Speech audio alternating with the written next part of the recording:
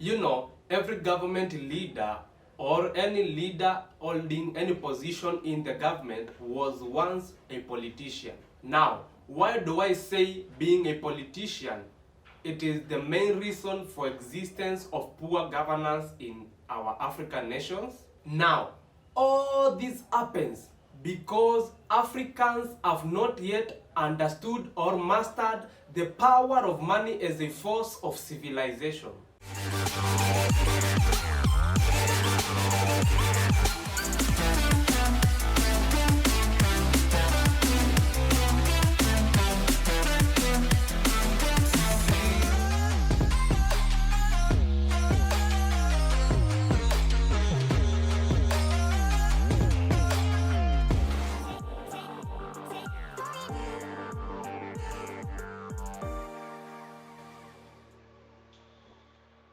Hello my good people, my lovable people. It is your young man Sami Mwangangi, and today I am back in my YouTube channel to share with you one of my articles, article number 68. It is an article I wrote several months ago, and I just want to bring it to you guys today. So the topic of our article will be about our African governance and why as Africans we are still suffering in poverty and we are still struggling to overcome poor governance. So guys, I welcome you to the topic, and I know you are going to tap something as you listen to my article. The reason as to why many African nations are still struggling in poverty and in overcoming poor governance, it is because we as Africans, we have never yet understood what qualifies someone into becoming a good leader, or what qualifies someone into entering into a government, or simply what qualifies someone into being an altruistic leader. African citizens have put into positions people who do not qualify into being good leaders or what I call altruistic leaders, and this makes it hard for their government to deliver the best for them. Every government leader or any leader holding any position in the government was once a politician. And being a politician is what made them become elected. The fact that being a politician is what paved their way into governance. It is the only reason that clearly explains why as Africans we are still struggling to overcome poor governance and poor leadership. We can all agree that being a politician, it is the stepping stone into being an African leader or into leading any nation in Africa. In fact, many of our African leaders, especially presidents, they were once opposition leaders. They came from being opposition leaders, we elected them into government positions, and immediately they entered into government positions, they stopped being opposition leaders and they started acting like their previous leaders, the ones they used to oppose. Now, why do I say being a politician? It is the main reason for existence of poor governance in our African nations. It is simple. It is because most of our African politicians are rich but unwise. This is what I am trying to mean as I say this.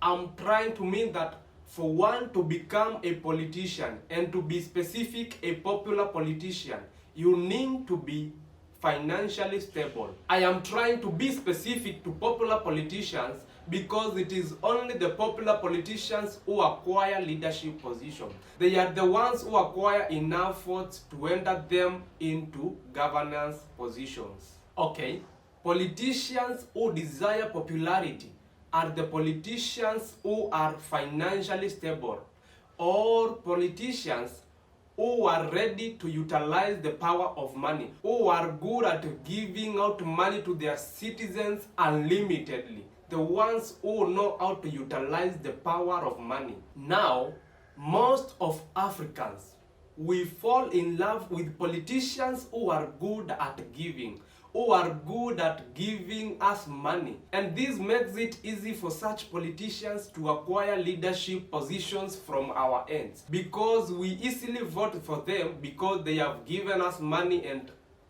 they have supported us financially. So it becomes easy for such politicians to acquire government seats and leadership positions from us.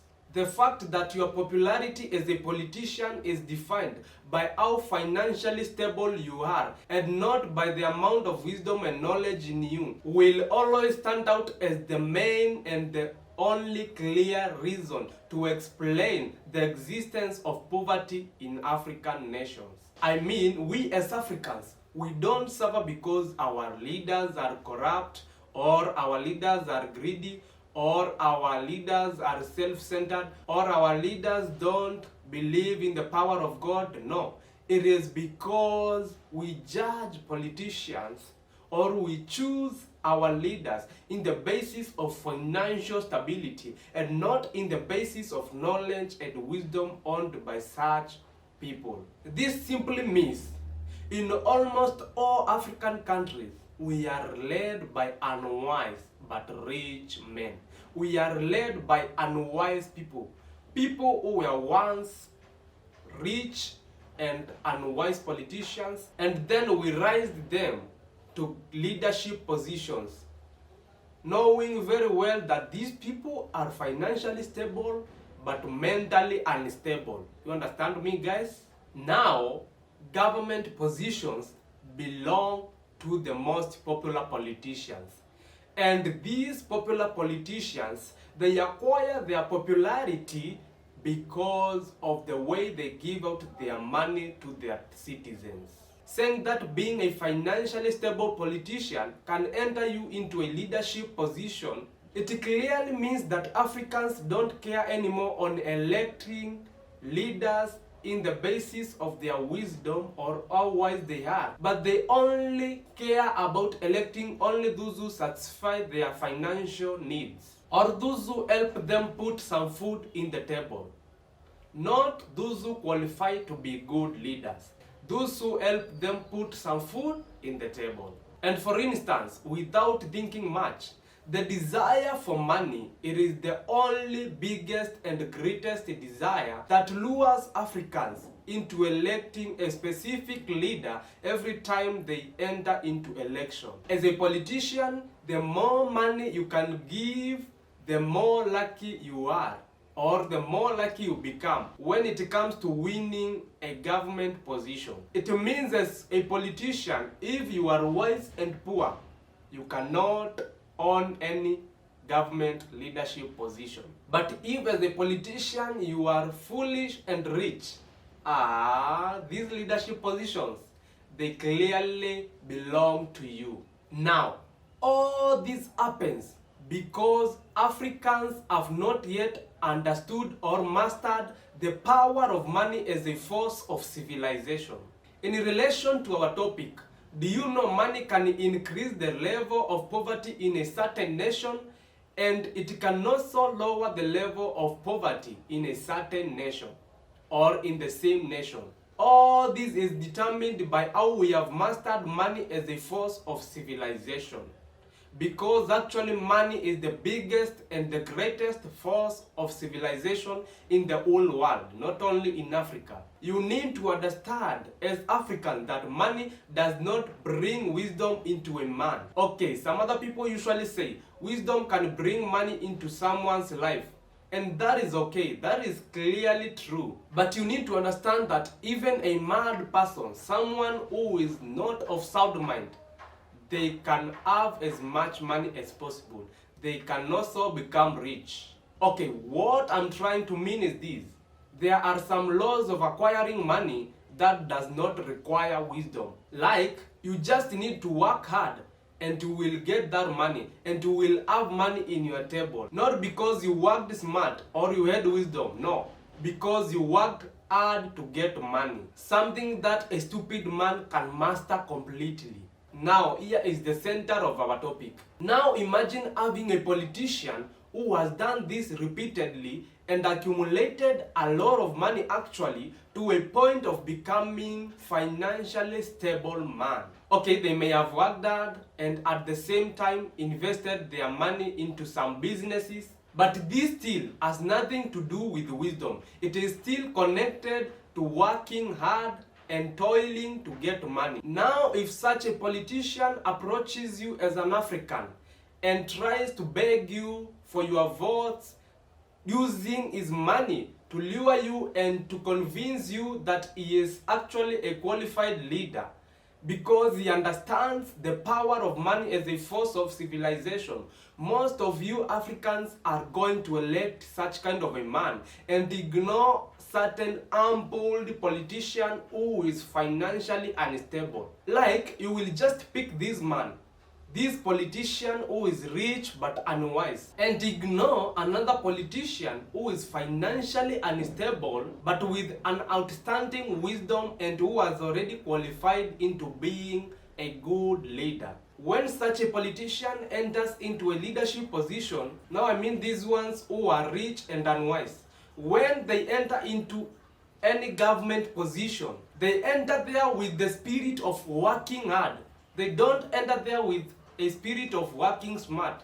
They enter there with the spirit of working hard to accumulate a lot of money for themselves and to satisfy their own needs. Like, they don't enter there with a motive or the spirit of working smart to serve their citizens or those who elected them into such positions. They enter there with the spirit of working hard to accumulate everything for themselves. And that is why our governments are full of corrupt leaders. That's why we will never conquer corruption. Such politicians or such kind of leaders, I call them self-centered leaders. The ones who are unwise and they are after satisfying their own personal needs. They are led by the negative forces of nature. Now, what was I trying to mean? I was trying to mean that money does not add knowledge or wisdom into any man. Money does not make anyone wise. And again, being rich or having a lot of money does not qualify anyone into being a wise person. Does not qualify anyone into being a good leader. Simply, money is not a proof of wisdom. Money does not add wisdom to a man at any point.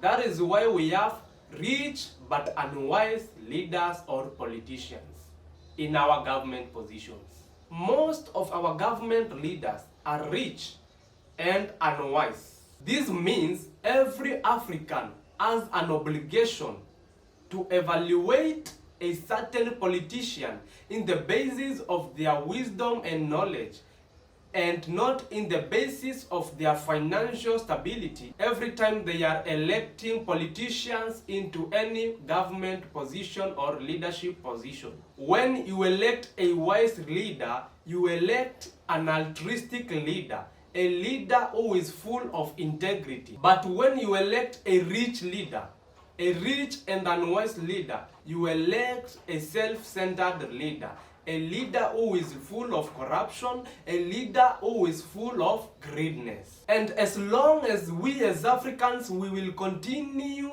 using financial stability as a determinant of those who qualify for leadership positions, Africans will always continue suffering from bad leadership, and at no point we as Africans we will acquire full and maximum potential to overcome poverty. And as I conclude, what do you think are the most obvious effects of poor governance? To me, poor economic growth, it is the only main effect of poor governance.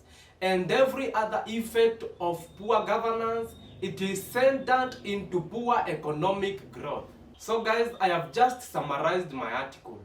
It was just a long article, but I aimed to summarize it so that I can give you the main information that I wanted to bring out. And guys, I thank you for watching up to this far. I thank you for your continued love. Thank you for being part of my YouTube family, and thank you for being part of me. If you have not subscribed, I request you to do so and turn on the notification bell. And I also request you comment below. How is my topic? And what do you want me to discuss in my next video? Guys, I love you too much as usual, and bye!